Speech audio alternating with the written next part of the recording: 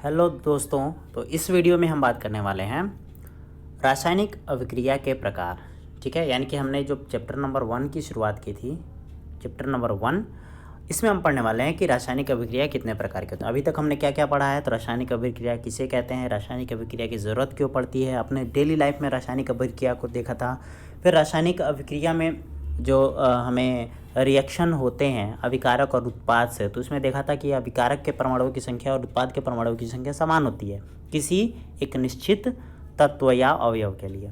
ठीक है, तो अब हम देखने वाले हैं रासायनिक अभिक्रिया के प्रकार। ठीक है, तो रासायनिक अभिक्रिया के प्रकार में सबसे पहला जो प्रकार आता है उसे हम कहते हैं संयोजन अभिक्रिया। ठीक है, संयोजन अभिक्रिया। इसको समझने के लिए आपको सबसे पहले एक क्रियाकलाप करना होगा। जैसे कि मान लीजिए एक बीकर में थोड़ा सा कैल्शियम ऑक्साइड ले लीजिए, ठीक है, और बुझा हुआ चूना ले लेना है। ठीक है, तो कैल्शियम ऑक्साइड के आप चूर्ण यहाँ देख रहे होंगे और इसमें बुझा चूना इसमें डाल देना है। ठीक है, धीरे धीरे इसमें जल मिलाना है। ठीक है, धीरे धीरे इसमें क्या करना है, जल मिलाना है।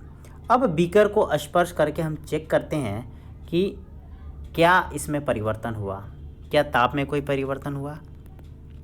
तो आपको ये पता होना चाहिए कि जल के साथ जो कैल्शियम ऑक्साइड है वो अभिक्रिया से बुझे चूने का निर्माण करता है। ठीक है, जल जो है वो कैल्शियम ऑक्साइड के साथ अभिक्रिया करता है तो किसका निर्माण करता है, बुझे चूने का निर्माण करता है। अब देखिए, कैल्शियम ऑक्साइड जल के साथ तीव्रता से अभिक्रिया करके बुझे चूने यानी कि कैल्शियम हाइड्रोक्साइड, तो ये भी नाम आपको याद रखना है। कभी कभी सीधे पूछ सकता है क्वेश्चन में ऑप्शन के तौर पे कि कैल्शियम हाइड्रोक्साइड का रासायनिक सूत्र लिखिए। तो आपको पता होना चाहिए ना, कैल्शियम हाइड्रोक्साइड ही क्या होता है, बुझा चूना होता है। ठीक है, जिसका केमिकल कंपोजिशन जो होता है वो होता है CaOH का ट्वाइस। ठीक है, अब जब याद रखना है कि जब कैल्शियम ऑक्साइड से जल अभिक्रिया करता है तो बहुत सारी ऊष्मा रिलीज करता है, यानी कि ये जो बीकर हमने स्पर्श किया था ये बीकर गर्म आपको मिलेगा। ठीक है, बीकर कैसा मिलेगा, गर्म मिलेगा। ठीक है, तो देखिए कैल्शियम ऑक्साइड को हमने लिया है सॉलिड फॉर्म में, चूँकि छोटे छोटे दाने लिए हैं तो वो सॉलिड फॉर्म में ही होगा, और जल जो कि लिक्विड है, इन दोनों से क्या किया गया है, रिएक्शन कराया गया है, तो क्या बना है, कैल्शियम हाइड्रोक्साइड CaOH का ट्वाइस। ठीक है, और बहुत सारी ऊष्मा निकली है जिससे कि बीकर गर्म हो गया। ठीक है, अब जरा इसको एक्सप्लेन करने की कोशिश करते हैं। कह रहा है कि कैल्शियम ऑक्साइड और जल मिलकर एकल उत्पाद बनाते हैं, यानी कि अकेला एक उत्पाद बनाते हैं, उसका नाम क्या है, कैल्शियम हाइड्रोक्साइड। ठीक है, ऐसे अभिक्रिया में दो या दो से अधिक अभिकारक मिलकर एकल उत्पाद का निर्माण करते हैं, उसे ही क्या कहते हैं, संयोजन अभिक्रिया। यानी कि अगर कोई पूछे कि संयोजन अभिक्रिया क्या है तो आप क्या बोलोगे, कहोगे कि ऐसी अभिक्रिया, रासायनिक अभिक्रिया जिसमें दो या दो से अधिक अभिकारक मिलकर एकल उत्पाद यानी कि अकेला एक उत्पाद बनाते हैं, उस अभिक्रिया को हम कहते हैं संयोजन यानी कि जुड़ने वाली अभिक्रिया। ठीक है, संयोजन यानी कि जुड़ने वाली अभिक्रिया, इससे आपको याद हो जाएगा, इसे हम संयोजन अभिक्रिया कहते हैं। ठीक है, अब दिया है कि क्या आप जानते हैं, यानी कि इसे आपको जानने की ज़रूरत है क्या, इसे ध्यान दीजिए।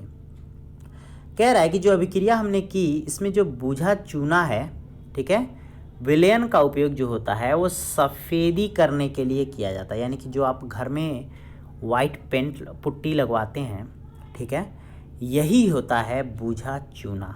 ठीक है, इसका निर्माण दीवारों की सफ़ेदी करने के लिए प्रयोग किया जाता है।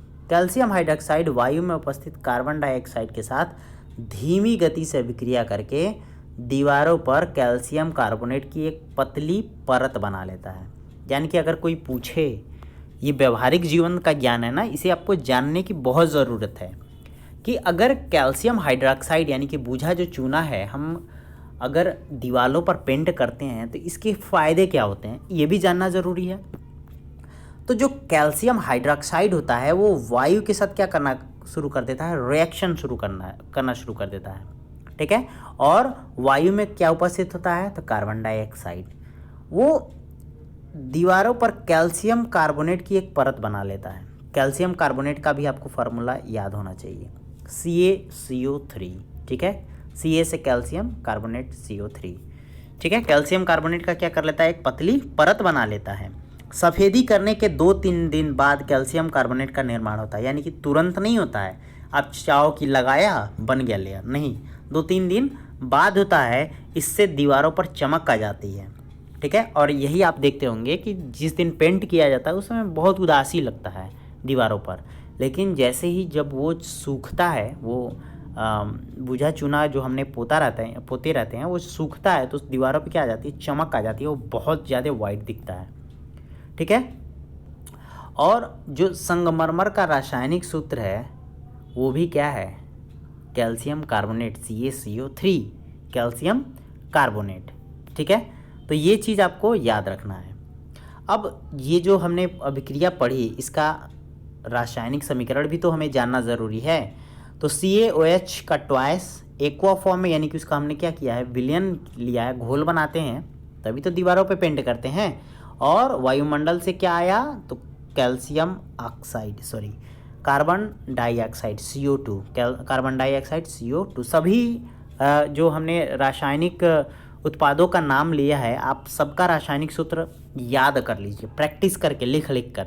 ठीक है, कैल्शियम हाइड्रोक्साइड का CaOH का ट्वाइस और कार्बन डाइऑक्साइड का CO2, ये मिलके क्या बनाते हैं, कैल्शियम कार्बोनेट यानी कि CaCO3। और ये सॉलिड फॉर्म में होते हैं, यानी कि परत बनाते हैं ना, परतें मोटी होती हैं, थोड़ा कठोर भी होती हैं। ठीक है, और जो बचा हुआ एक्सिस है वो जल के रूप में वाष्पित होकर उड़ जाता है दीवारों से। ठीक, अब हमें पढ़ना है कि कोयले का दहन कैसे करते हैं। तो जाहिर सी बात है, कोई भी आग जलती है तो उसके लिए ऑक्सीजन ज़रूरी है। अगर हम कोयले को जला रहे हैं तो कोयला किसकी उपस्थिति में जलेगा, ऑक्सीजन की उपस्थिति में जलेगा। और ऑक्सीजन वायुमंडल में किस रूप में है, गैस के रूप में है, इसलिए यहाँ पे क्या लिखा गया है, G लिखा गया है। ठीक है, तो कैल्शियम और ऑक्सीजन को जब मिलाते हैं तो क्या बनता है, कार्बन डाइऑक्साइड CO2। नाम याद रखिए, कार्बन डाइऑक्साइड। अब समीकरण को चूंकि संतुलित भी करना होता है, तो यहाँ देखिए 2 ऑक्सीजन है, तो इसलिए यहाँ 2 ऑक्सीजन, यहाँ 1 कार्बन है तो 1 कार्बन, यानी कि अभिक्रिया जो है वो संतुलित है। ठीक है, ऐसे ही बढ़ते हैं आगे। दूसरा जो रिएक्शन दिया गया है वो है हाइड्रोजन गैस और ऑक्सीजन को एक साथ मिलाया गया है। ठीक है, अब कहा यह जाता है कि जब हाइड्रोजन गैस और ऑक्सीजन मिलते हैं तभी किसका निर्माण होता है, जल का निर्माण होता है। और इसी प्रकार हमारे पृथ्वी पर भी जल का निर्माण हुआ है। ठीक है, तो अभिक्रिया को संतुलित करना बहुत ज़रूरी है। तो भैया हाइड्रोजन गैस के 2 परमाणु लीजिए, ऑक्सीजन के 1 परमाणु लीजिए, मिलाइए, क्या बन गया, जल बन गया। अब अभिक्रिया देखते हैं संतुलित है कि नहीं। यहाँ H2 में 2 हाइड्रोजन पहले से ही है और इसके बाहर भी 2 है, यानी 2 2 4 हो गए, 4 हाइड्रोजन हो गए। तो यहाँ भी देखिए 4 हाइड्रोजन दिया गया है। ऑक्सीजन सिर्फ 2 है और ऑक्सीजन यहाँ अकेले दिखाया गया, लेकिन इसके पहले तो 2 लिखा गया है ना, यानी कि 2 का गुणा उसमें भी होगा, यानी 2 ऑक्सीजन है। अभिक्रिया जो है वो बैलेंस है। ठीक है, कहा है सरल शब्दों में हम कह सकते हैं कि जब 2 या 2 से अधिक पदार्थ या यौगिक संयोग करके एकल उत्पाद का निर्माण करते हैं तो ऐसी अभिक्रिया को क्या कहते हैं, संयोजन अभिक्रिया। याद रहेगा, संयोजन अभिक्रिया जब भी पूछे परिभाषा आप लिख लेंगे और उदाहरण भी दे देंगे। कैसे, कार्बन ऑक्सीजन को मिलाइए, हाइड्रोजन ऑक्सीजन को मिलाइए, एक जगह जल बनाइए, एक जगह कार्बन डाइऑक्साइड बनाइए, बहुत ही ईजी है। चलिए बढ़ते हैं आगे। और मैं जैसे जैसे बोलता हूँ ना, अपने दिमाग में वैसे वैसे फीड कर लो, आप इसे तुरंत याद कर लो। इसे एक्सेस आपको टाइम देने की ज़रूरत नहीं है और ना ही रट्टा मारने की ज़रूरत है। ठीक है, तो क्रियाकलाप में जैसा कि हमने देखा कि ऊष्मा उत्पन्न हुई है, इससे अभिक्रिया का जो मिश्रण है, ठीक है, वो क्या हो गया है, गर्म हो गया है। जिन अभिक्रियाओं में उत्पाद के निर्माण के साथ साथ ऊष्मा भी उत्पन्न होती है उसमें हम ऊष्मा छेपी, देखिए ऊष्मा का क्षय हो रहा है, ऊष्मा का क्षय हो रहा है, यानी कि ऊष्मा निकल रही है, उस अभिक्रिया को क्या कहते हैं, ऊष्मा छेपी रासायनिक अभिक्रिया। यानी कि रासायनिक अभिक्रिया तो हो रही है लेकिन ऊष्मा छेपी रासायनिक अभिक्रिया हो रही है, यानी कि ऊष्मा निकल रही है। ऊष्मा जहाँ देते हैं उसे ऊष्मा शोषी कहते हैं, वो अवशोषित करता है, और जहाँ से ऊष्मा निकलता है उसे ऊष्मा छेपी कहते हैं। ठीक है, तो अब चलते हैं कुछ उदाहरण देख लेते हैं ऊष्मा छेपी अभिक्रियाओं की। तो एक तो भैया वो हो गया आपका बुझा चूना और कार्बन डाइऑक्साइड मिलाया तो क्या बन गया, कैल्शियम कार्बोनेट और जल बन गया। एक तो वो अभिक्रिया आप लिख सकते हो कि वहाँ ऊष्मा भी निकल रही है, और दूसरा ये भी दे सकते हो कि CH4+2O2 मिलके कार्बन डाइऑक्साइड गैस बनाते हैं और जल का निर्माण करते हैं और बहुत सारी ऊष्मा निकलती है।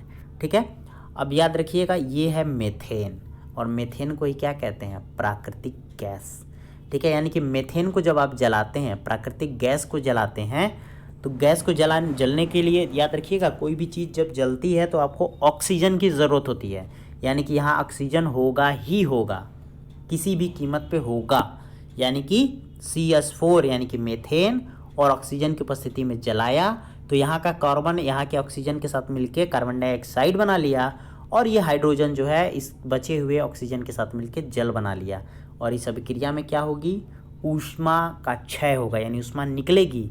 इसलिए इसे क्या कहते हैं, ऊष्माक्षेपी रासायनिक अभिक्रिया।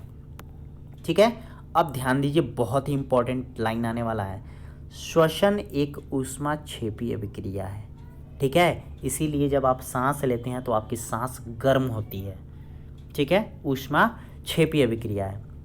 ठीक है, अब ध्यान दीजिएगा, इसको हम लोग पढ़ने जा रहे हैं। जीवित रहने के लिए हमें ऊर्जा की आवश्यकता होती है।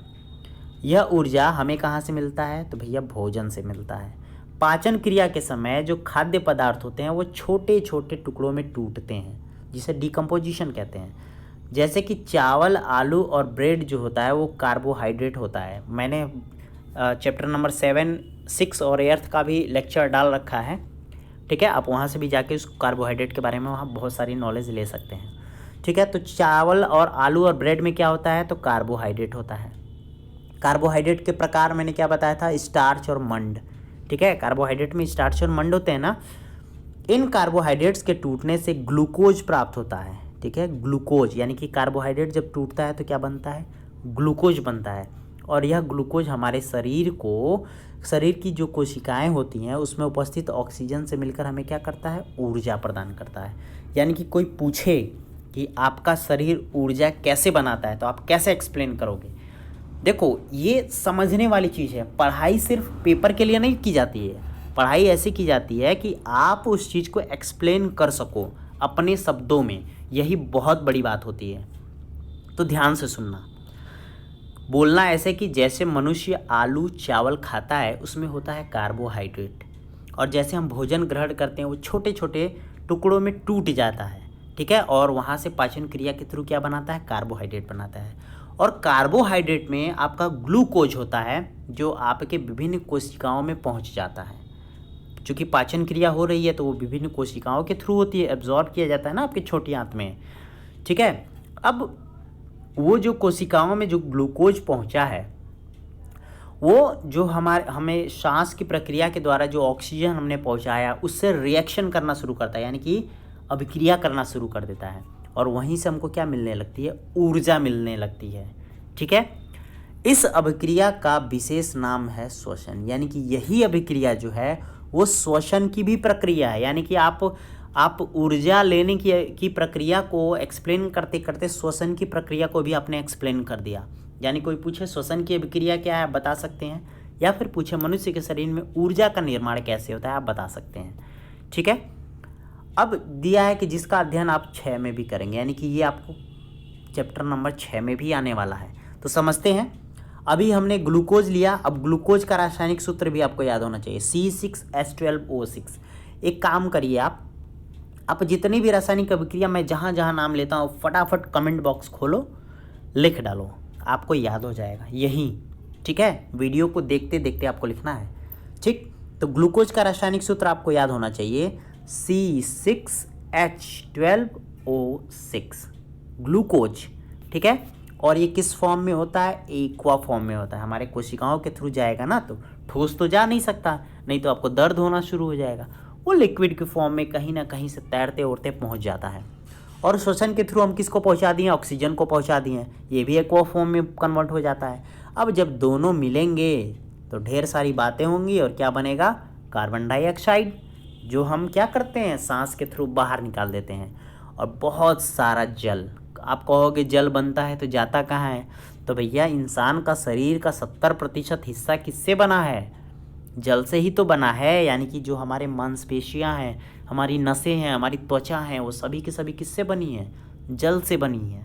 ठीक है, तो ग्लूकोज जब ऑक्सीजन के साथ रिएक्ट करता है तो क्या क्या बनाता है? कार्बन डाइऑक्साइड और जल बनाता है, और बहुत सारी ऊर्जा निकलती है। इसीलिए जो हमारा सांस लेने के बाद जो हम महसूस करते हैं वो गर्माहट महसूस करते हैं। ठीक है, आप देखते होंगे ठंडी में आप जल्दी जल्दी सांस लेना, अपने हाथों को गर्म करते हैं ना सांसों के थ्रू। अब देखते हैं अभिक्रिया संतुलित है कि नहीं। 6 कार्बन है तो भैया 6 CO2 बना दिया हमने। हाइड्रोजन 12 है तो हाइड्रोजन जो जल बनाया है वहाँ हमने 12 कर दिया, क्योंकि हाइड्रोजन का तो 2 हाइड्रोजन वैसे ही हो गया, और 6 से गुणा किया तो 6 दूना 12।